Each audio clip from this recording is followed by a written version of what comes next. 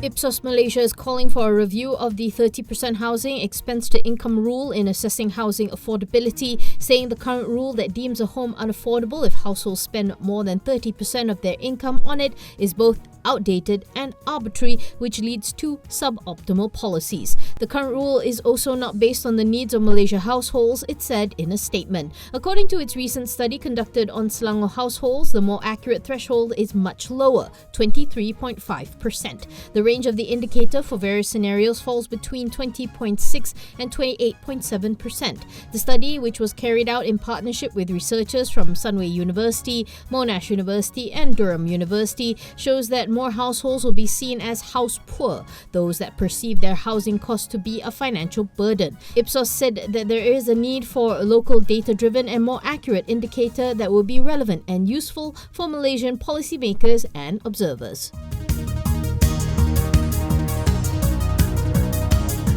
Matrix Concepts Holdings has secured a 512 million financing facility from AMB Holdings to facilitate the development of 1,382.2 acres of prime housing in Malaysia Vision Valley 2.0 located in Sendayan, Negeri Sembilan. The project, which has a GDV of 7 billion, will be developed through an 85-15 JV between Matrix's indirect subsidiary MHCB Development NS and NS Corporation called N9 Matrix Development, and will feature a mix of residential, commercial and retail elements. Matrix Executive Deputy Chairman Datuk Sri Lee Tian Hock said about 80% of the financing will be used to fund the 460 million land acquisition exercise located within the MVV 2.0 corridor, which is expected to complete in the financial year ending March 31st, 2024. The group had in August secured shareholders' approval to buy the land from NS Corp, which had taken over the parcel from Sime Darby. The first launch of the MVV 2.0 project is anticipated in FY 2026.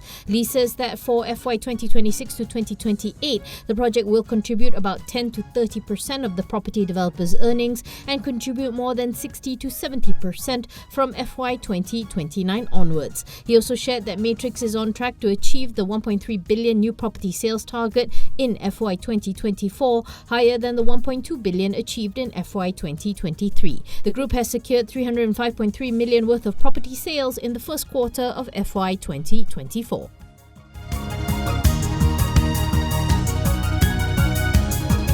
IHH Healthcare's indirect unit, Northern TK Ventures, is seeking over 20 billion Japanese yen in damages from Japan's Daiichi Sankyo company in relation to the former stake acquisition in India's Fortis Healthcare. NTK is also seeking an injunction to prevent Daiichi Sankyo from making defamatory remarks against NTK with respect to the open offers. In a statement, the group said NTK had filed a claim against Daiichi Sankyo on October 16th in the Tokyo District Court in Japan. It said the claims filed by NTK against Daiichi Sankyo are tort claims premised on the latter's unlawful interference with NTK's trade or business, conspiracy of Daiichi Sankyo and other persons, malicious falsehood and defamation under the applicable substantive laws. In December 2018, IHH terminated its open offer to buy an additional 26% stake in Fortis after a court ruling ordered status quo to be maintained after Daiichi Sankyo filed a contempt plea against Fortis's founders. Meanwhile, the group said the claim is not expected to have any material, operational or financial impact on IHH.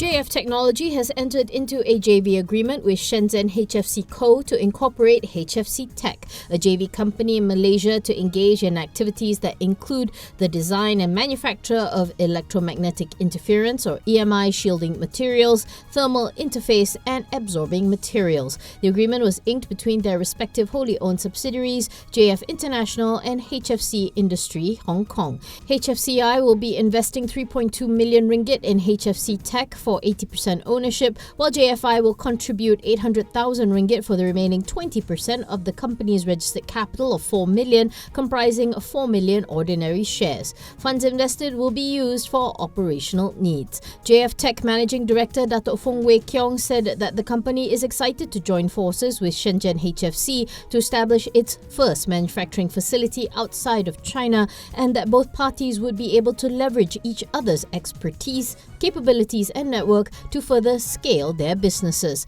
Meanwhile, Bursa Malaysia has suspended the intraday short selling on JF Tech for the rest of Tuesday after the stock dropped more than 15% or 5 cents from its reference price. JF Tech dropped as much as 16% or 18.5 cents to an intraday low of 96.5 cents before paring some losses to close at 1 ringgit 1 cent, which is still 12% lower than its last Friday close. The counter has gone through a roller coaster since September, where it spiked 26% in that month before dropping 7.3% in October. Prior to its steep decline today, the stock recorded a gain of 14% from the start of November until last Friday.